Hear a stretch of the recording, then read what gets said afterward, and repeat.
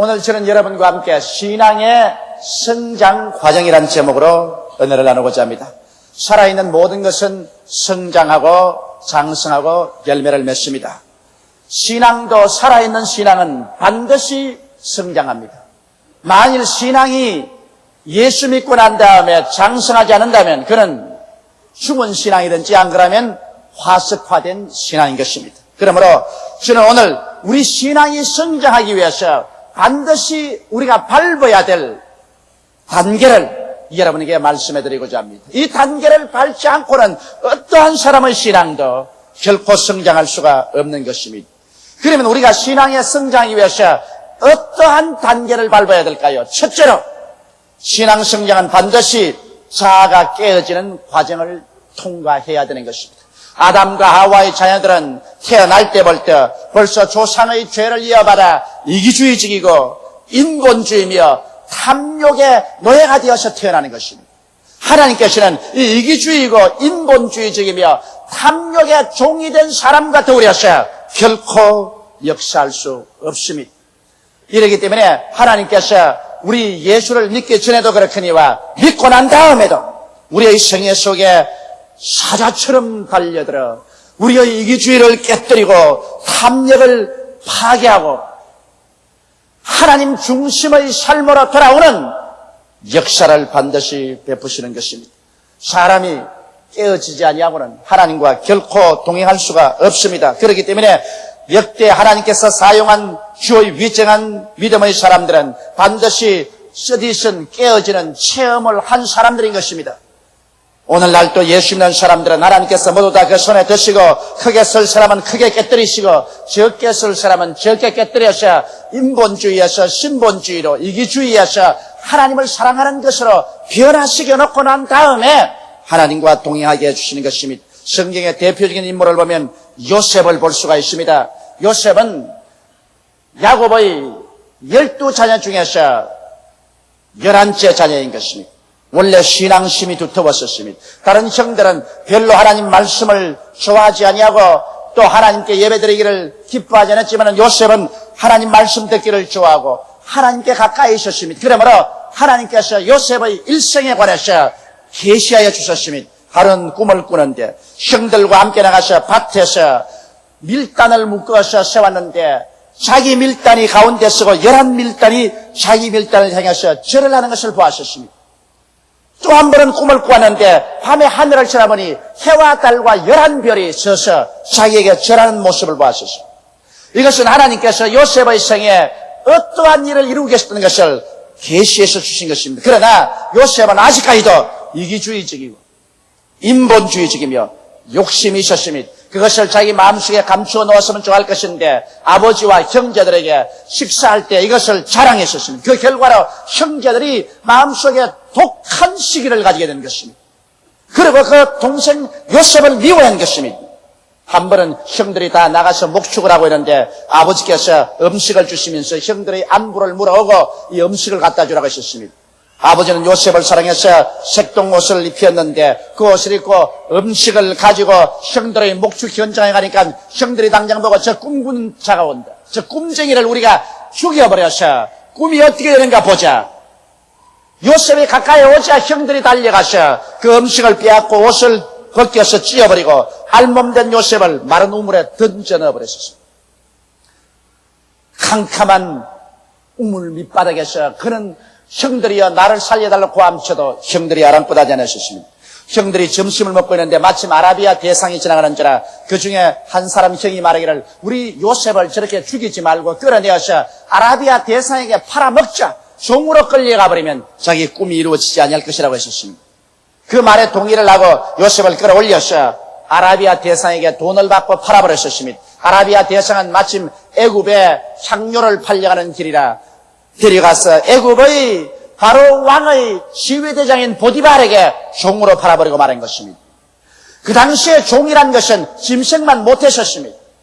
주인의 소유가 되면 주인이 시키는 대로 해야만 됐었습니다. 여기에서 17살 난 호사스럽게 자란 요셉은 보디발의 종으로 들어가서 뼈가 으스러지도록 노동을 하면서 기나긴 11년의 세월 동안 눈물로 밥을 삼고 지나간 것입니다. 그런 동안에 요셉은 깨어졌었습니다.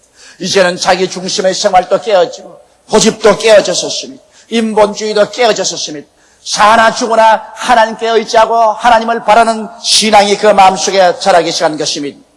그러고 난 다음에 이제 요셉이 신임을 받아서 좀 살만하자 말자, 또다시 보디발의 아내의 모함을 받았어요. 그런 억울하게 누명을 덮으시고 보디발의 진노를 사서 많이 얻어맞고 시위대 감방에 갇혀버리고 말한 것입니다. 시위대 감방에 갇히면 그것은 세월이 아무리 흘러가도 나올 가망성이 없습니다. 그래서 요셉은 그 감옥에 들어가서 1년이 지나고 2년이 지났었습니다. 희망이 없는 세월 속에 그는 썩어가고 있었습니다.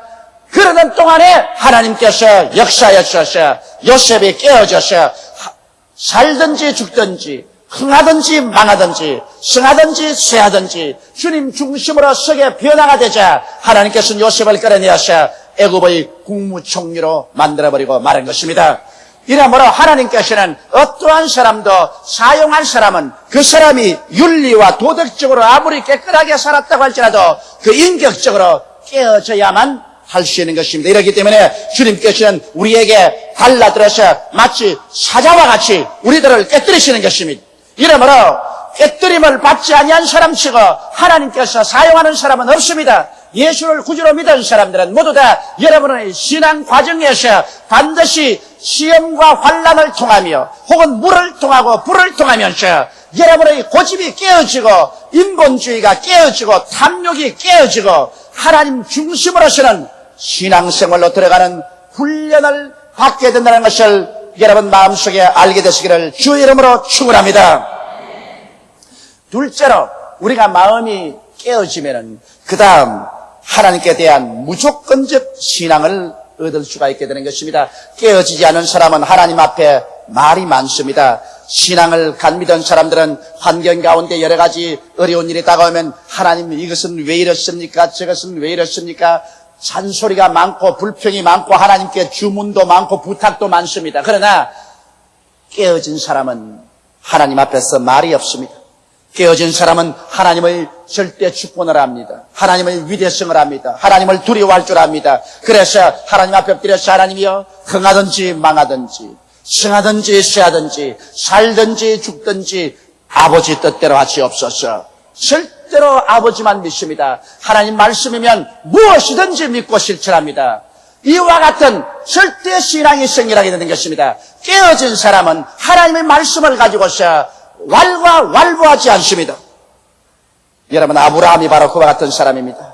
아브라함은 나이 75세 하나님의 소명을 받고 그는 가나안에 왔었으나 그는 아직까지도 육신이 살아있는 사람이었습니다. 이기주의적이고 탐욕이고 인본주의가 있었습니다. 하나님께서 아브라함을 깨뜨리는데 무려 25년의 기나긴 세월이 걸렸었습니다. 아브라함은 말할 수 없는 시련을 겪어서 나중에 그 나이 100세가 되었을 때는 완전히 깨어져서 흥하든지 망하든지 승하든지 쇠하든지 살든지 죽든지 하나님만 따라가겠다는 그런 심정으로 변화되었습니다.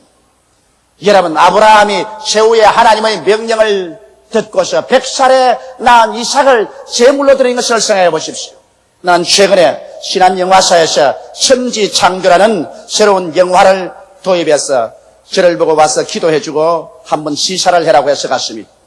제가 천지창조 시사를 봤는데 대개 기독교 영화를 만든 영화사에서는 이 성경하고 비슷하게 했지 성경대로 만들지를 않습니다만 이번 천지창조는 보니까 창세기부터 시작해서 아브라함의 성에까지 성경과 거의 100% 일치되게 만들어 놓았어요.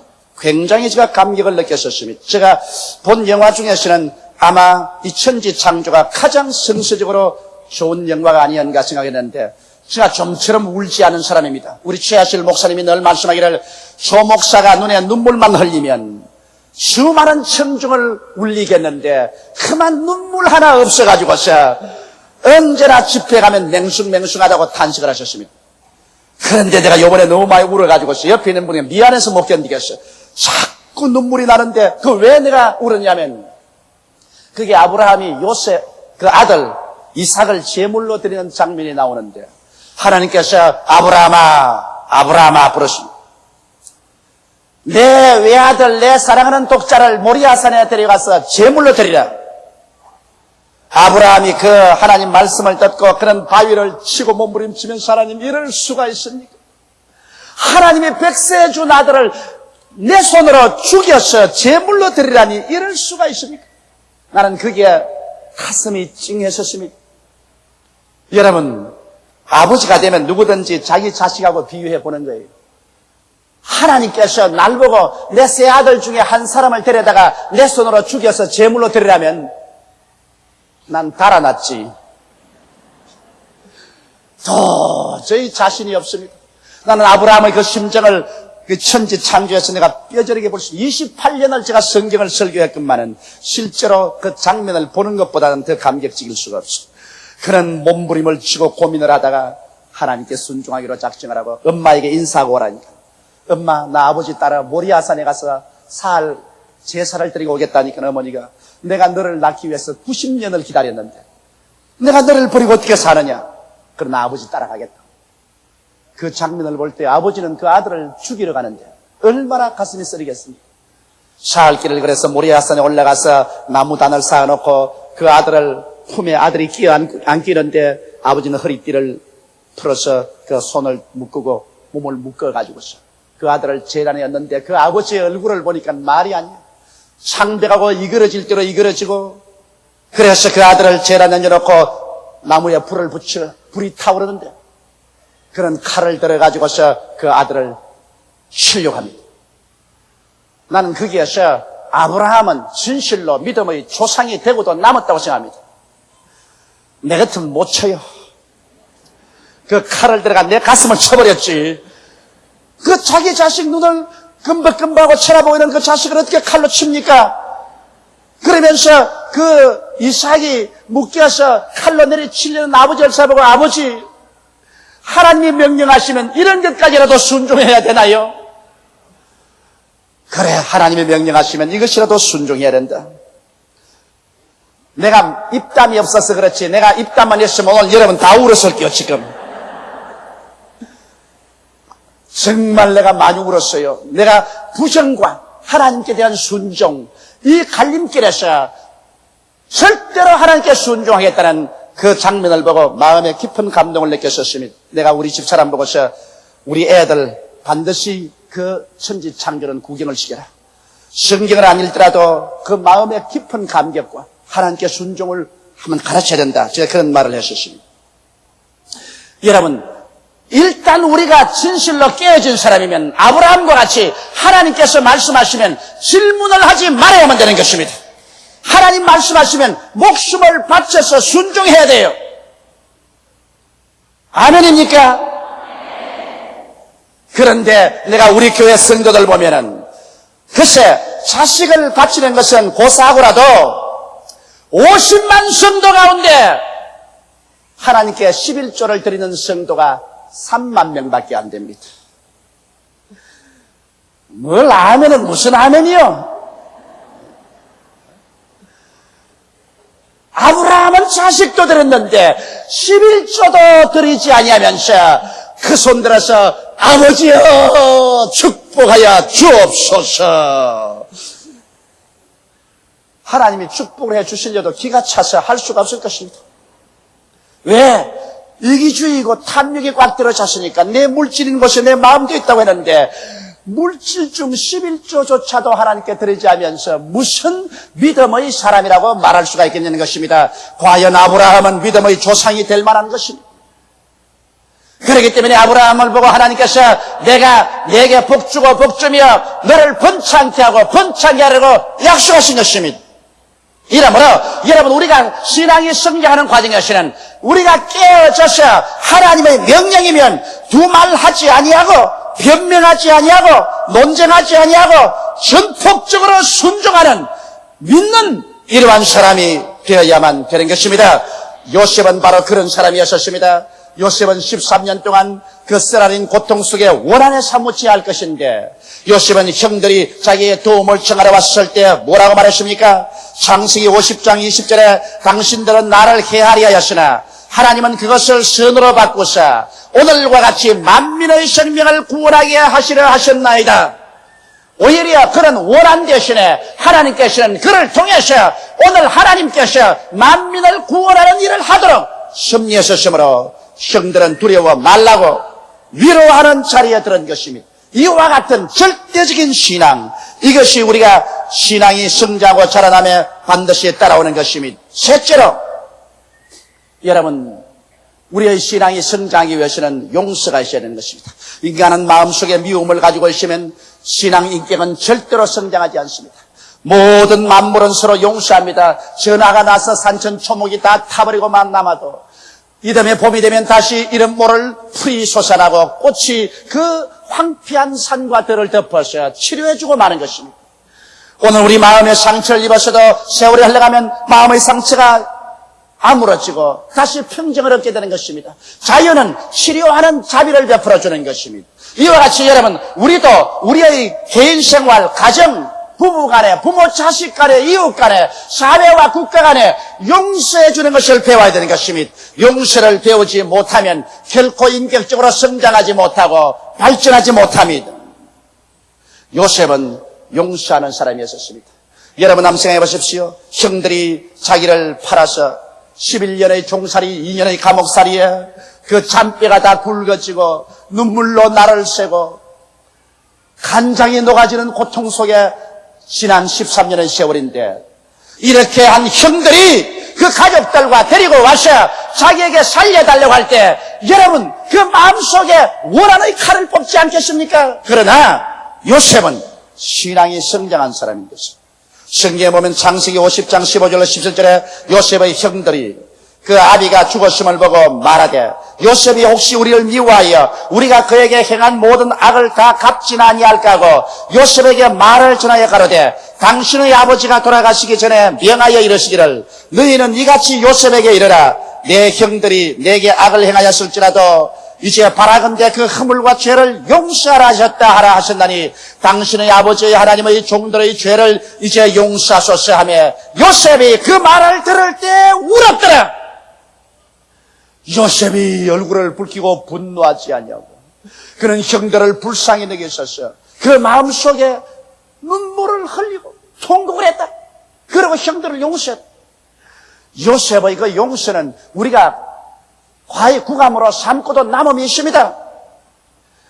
오늘날 우리에게 조그마한 원한에 쓰는 일을 했다고 해서 두고두고 내 눈에 흙이 들어가더라도 나는 너를 잊지 못하겠다고 하는 사람이 많은데, 13년의 감옥 생활에 종살이에 뼈가 이질러지는 고생을 하고 지나온 그에게 이제 형들이 와서 그게 붙어 살면서 용서해달라고 할 때 그를 보고 통곡을 하고 눈물을 흘리고 불쌍히 여긴 요셉이야말로 위대한 주의 종입니다.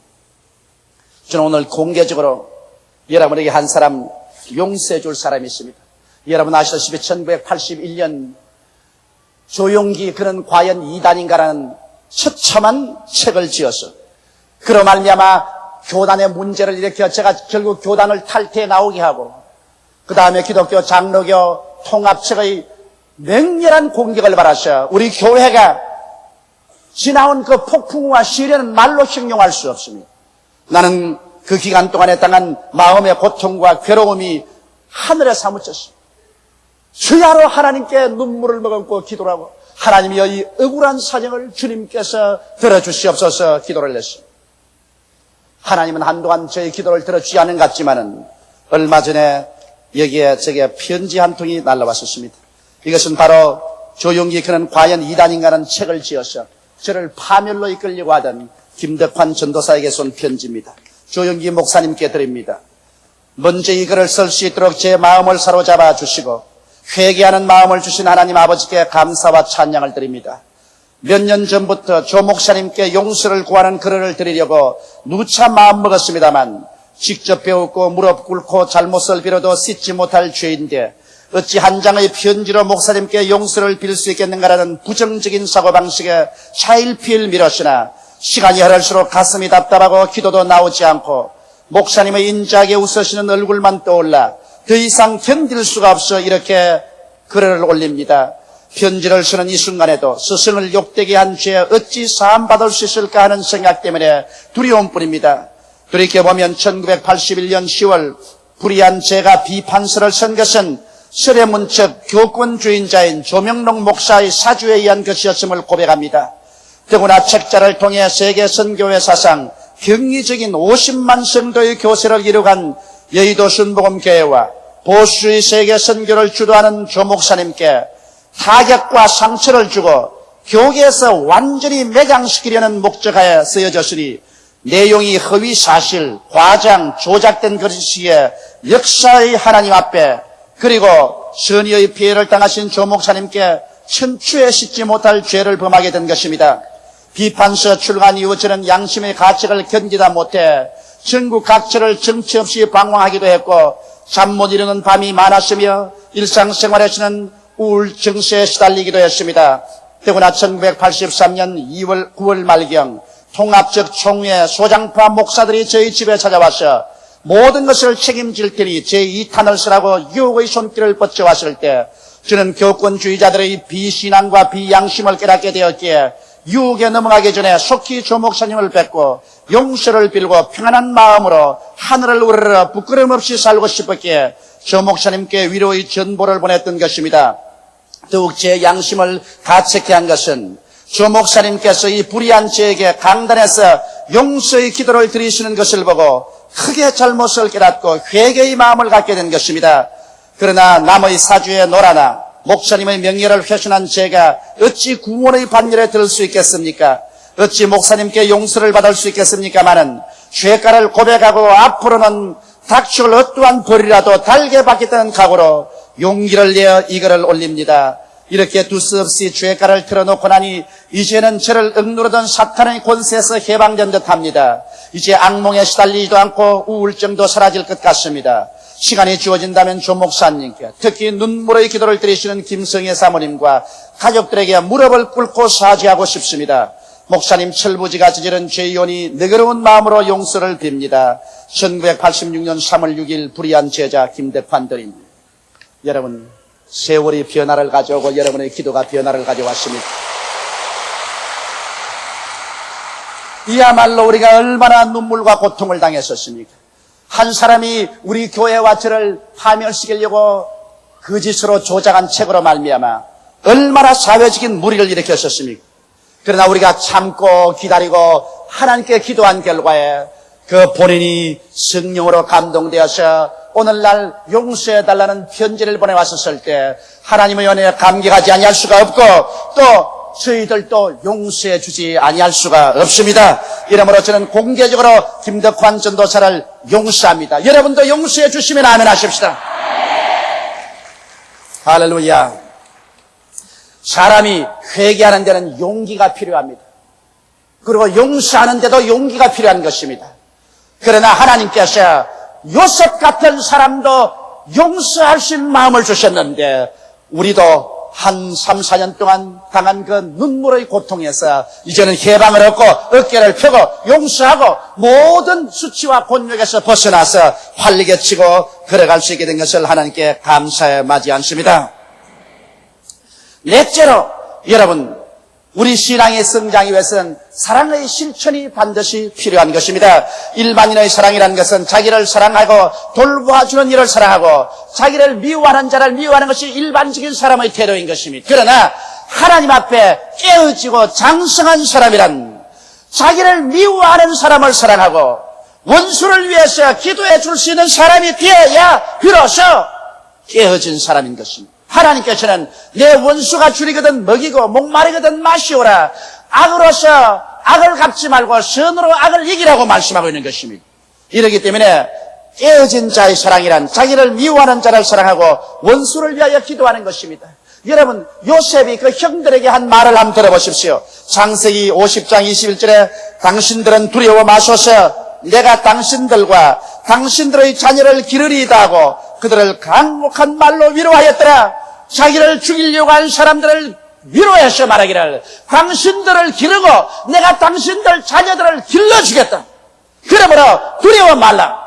이것이 실천적인 사랑이 아니고 무엇이겠습니까? 이와 같은 사랑이 있어야 비로소 장성한 신앙인이요 장성한 교회요 그러한 사랑을 가지고 나가면 모든 문제가 해결될 수 있는 것입니다. 인간 문제의 해답은 미움은 대화의 단절과 상호 파멸의 멸망을 가져오지만은 사랑만이 이해와 타협과 문제의 해답을 가져옵니다. 오늘 우리 한국의 여당과 야당이 충돌하고 사회적인 여러 가지 혼란과 무리가 일어나고 있지만은 이 문제의 해답이 어디에 있겠습니까? 사랑을 하면은 문제가 해답될 수가 있는 것입니다. 마음에 사랑이 있으면 서로 대화를 하고 서로 조금씩 양보하고 서로 조화를 한다면 문제가 해결됩니다. 그러나 사랑을 제껴버리고 미움과 이기주의와 경쟁심만 가진다면 서로 물고 찌면 서로 다 망하고 마는 것입니다. 문제의 해답은 사랑에 있는 것입니다. 하나님께서는 우리들 모두가 신앙에 성장하여 그리스도의 충만한 분량까지 자라기를 원하시고 계십니다. 그러므로 하나님이 성장케 하는 이 네 가지 과정에 여러분께서 한 사람도 빠짐없이 다 동참하게 되시기를 주님의 이름으로 축원합니다. 우리는 주 앞에서 깨어지고 절대적인 순종과 신앙으로 돌아가며 용서하고 사랑함으로 말미암아 그리스도의 분량까지 자라나셔 하나님 앞에 칭찬과 영광을 받는 여러분 되시기를 주님의 이름으로 축원합니다. 우리 다 같이 고개 숙여 기도드리겠습니다. 사랑이 많으시고 거룩하신 우리 아버지 하나님, 하나님의 긍휼과 자비를 생각할 때 많이 비신들 무엇으로 다 감사하고 찬송하오리까? 우리는 다 아담의 후예로서 인본주의적이고 이기주의며 탐욕주의적인 인간들입니다. 내 아버지는 예수를 믿고 난 다음에도 역시 이 탐욕과 이기주의가 떠나지 않은 우리들을 주께서 깨뜨려 주시옵소서. 하나님 아버지여, 주께서 많이 쓸 사람은 크게 깨뜨리시고 적게 쓸 사람은 적게 깨뜨림을 합니다. 깨어지지 아니하고는 하나님 앞에 결코 쓸 수 없다는 것을 알게 도와주시옵시고 우리가 시험과 환난을 당하여 깨어질 때 낙심하지 말고 오히려 하나님께 감사하는 우리들이 되게 도와주시옵소서. 아버지여, 깨어진 사람 두말하지 않고 절대 순종하고 절대 믿게 되며 용서와 사랑을 실천하게 되는 것이오니 이를 통하여 우리가 다 성장하고 장성하여 그리스도의 분량에 도달한 성도들이 되게 도와주시옵소서. 예수님 이름 받들어 기도드리옵나이다. 아멘.